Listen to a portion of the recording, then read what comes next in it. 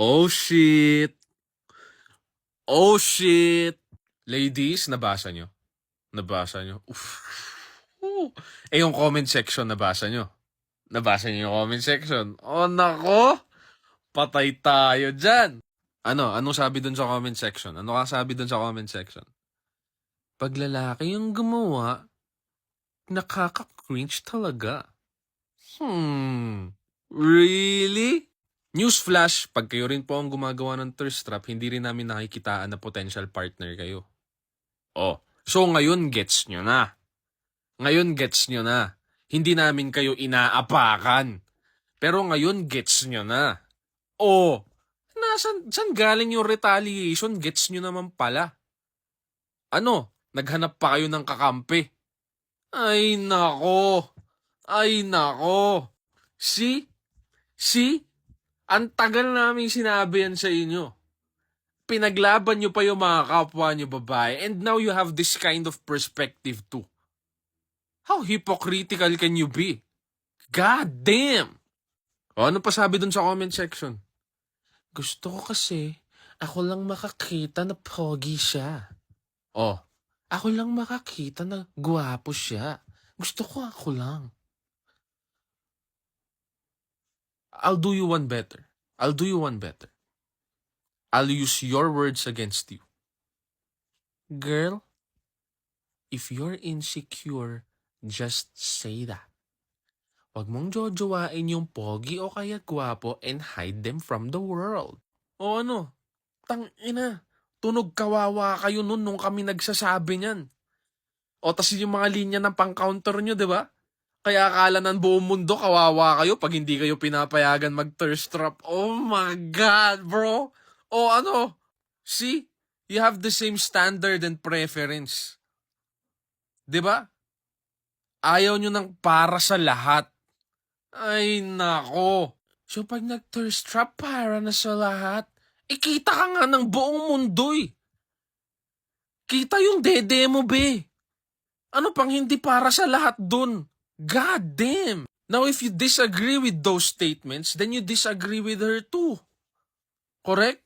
And if you disagree with her, and you disagree with me, ibig sabihin, okay lang sa'yo na jumowa na nagta-thirst trap din na lalaki.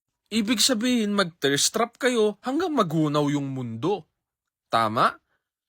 Parehas kayong umakit, mag-attract ng sexual attention sa labas ng relasyon nyo. O, couple goals. Di ba? O, panindigan nyo. Gusto mong nagta-thirst trap ka? Aba, payagan mo yung jowa mo mag-thirst trap din. Naman pala eh. If you say it's all gonna boil down in standards and preference ng tao, yeah, I agree. So go ahead.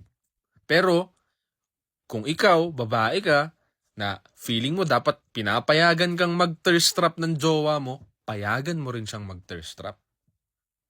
It goes both ways. Pero kung hindi okay sa'yo, then you acknowledge. You motherfucking acknowledge na hindi rin pwedeng ginagawa mo yun. Tangina nitong mga to. Sa amin pa kayo mag-aamok na kinokontrol namin kayo. Get the fuck out of here. Tangina itong mga to. Kala mo talaga aping-api. Ano? Sagot! Kasi ako, I agree with her, with the post. I agree with her. Sige, mag-educate muna tayo. Baka may magsabi na naman kasi, thirst trap is confidence. Thirst trap is confidence. We're not doing it for male validation. Sige, educate kita. Tangina mo eh. Pinakauna, saan galing ang thirst trap? Saan nauso ang thirst trap? Sa OF. Nauso ang thirst trap sa OF. Early to mid 2010s. Okay? Ang OF, kung hindi nyo alam ang OF, subscription yan, ladies and gentlemen. Okay? Para makanood ka ng mga content na softcore. Okay? Umaabot sa softcore level. Ngayon. Okay? So you understand why it's already free.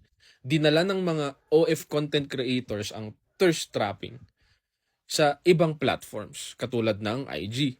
Okay? Bakit nila ginawa yun? Because it's a big deal, especially for the models, to have a verified account. Yung may blue check. Because dati, Ewan ko lang ngayon pero dati, hindi siya nababayaran.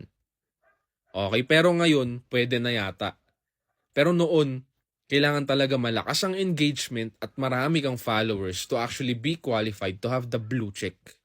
So, ganun ang ginawa ng mga models na nagta-thirst trap sa OF. Dinala nila yung mga subscribers nila, kinonvert nila to followers. Ngayon, naging libre ang thirst trapping. Ang thirst trap, noon, okay, binabayaran nila yan para mapanood. Because these are influencers from the West, models from the West, who does this. Okay? So, yun ang context ng thirst trap. Huwag kang tanga. Pwede ka maging confident na hindi mo pinapakita yung susu mo. Isa pa.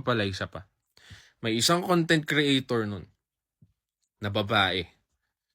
Inadmit niya na dito sa Pilipinas, no, especially dito sa Pilipinas, misused term ang thirst trapping. Naman pala Di sana in-educate nyo isa't isa kung ano talaga ibig sabihin ng thirst trap at ano yung context ng thirst trap.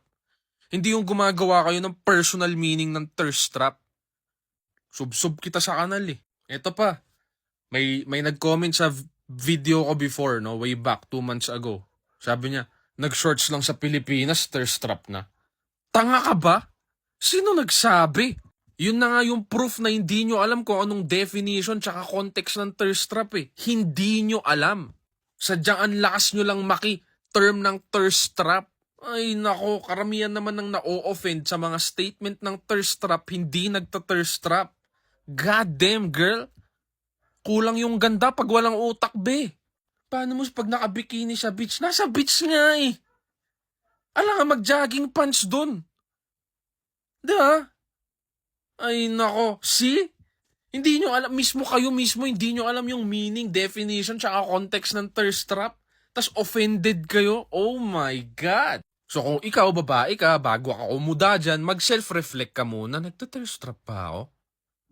Tangina. Nakailang video na nga ako na binibigyan ko kayo ng example, hindi pa rin kayo makakuha. Diyos ko. Ganto nga ganto yung nagta-thirst trap, yung mga may paganto-ganto, yung mga, shit bro. This is so fucking frustrating for me. Because you know why? Ang bobo. Tangina. If you agree with her, okay, then it goes both ways. That's very clear. Very clear because you see that kind of perspective. Ayaw mong nagta-thirst trap yung jowa mo, exactly the point. Exactly the point. But if you disagree with her post, okay, kung hindi kayo agree sa sinabi niya, then jumawa ka rin ng nagta-thirst trap. Tapos panindigan mo yun, wala kang karapatang magreklamo. Nice.